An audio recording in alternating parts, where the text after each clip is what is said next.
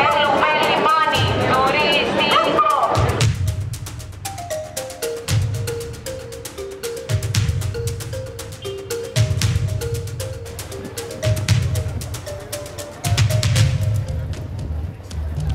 Σήμερα η Λάρνακα επαναστατεί. Απαιτείται αυτονόητα υγεία, ασφάλεια, σεβασμό στο περιβάλλον και συνέχεια στο όραμα που είχε η πόλη για τουριστική ανάπτυξη. Τασσόμαστε κατά των ενεργειών σκέψεων για μετατροπή του λιμανιού της Λάρνακας σε βαριάς βιομηχανίας λιμάνι και απαιτούμε την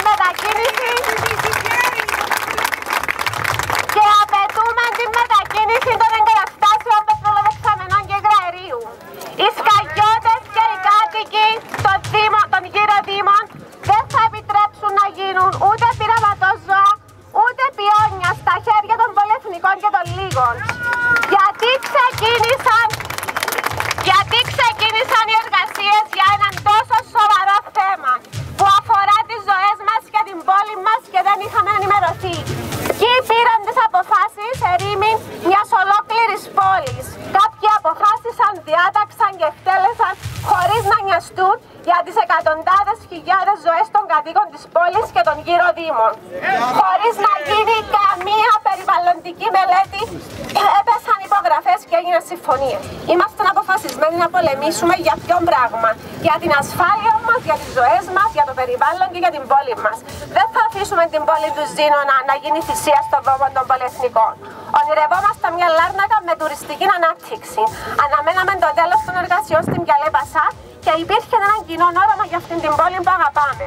Δεν θα επιτρέψουμε να μαχητοί να μετατρέψουν το όραμά μας σε φιάλτη να κάνουν την τουριστική Λάρνακα βιομηχανική. Θα πολεμήσουμε. Τα αιτήματα είναι ξεκάθαρα. Απαιτούμε μετακίνηση των εγκαταστάσεων και δεν θέλουμε βαριά βιομηχανία λιμάνι. Με προβληματίζει το μέλλον της πόλης μας. Την πόλη που αγαπούμε όλοι και όλοι σκεφτόμαστε. Δεν τους αφήσεις. Να σας ακούστε με πριν φωνάξετε. Είναι μαζί μας, δεν τους αφήσεις. Λοιπόν, από τον Αύγουστο του 2012 έχουν δοθεί 5 συνεχείς παρατάσεις και δεν έχουμε εξεύρει ενδιαφέρον. Δίνονταν παρατάσεις, στηρίζαμε την χειροπραξία. Είμαστε εγκλωβισμένοι σε την προσπάθεια. Μείναμε εγκλωβισμένοι και την στηρίζαμε, διότι οποιαδήποτε ακύρωση της χειροπραξίας, της προσπάθειας δηλαδή κίνησης, σημαίνει άλλα 5 χρόνια για να γίνει παραπροκήρυξη.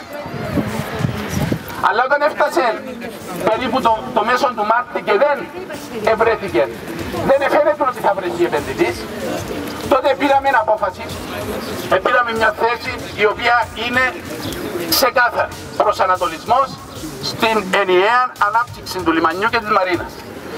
Αυτή ήταν η θέση μας. Με αυτήν τη θέση ξεκάθαρα πήγαμε στον πρόεδρο της Δημοκρατίας.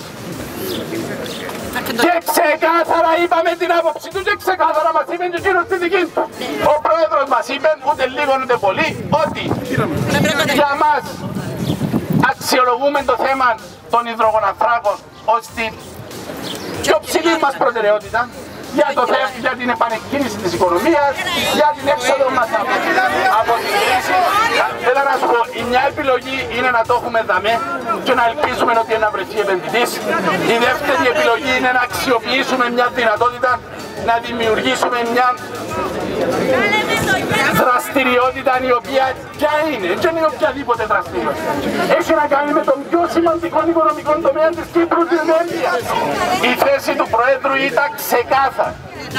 Και όταν μάλιστα εψηλώσαν και κάπως οι τόνοι, ξεκάθαρα είπαν ότι αυτή είναι πολιτική απόφαση της κυβέρνησης.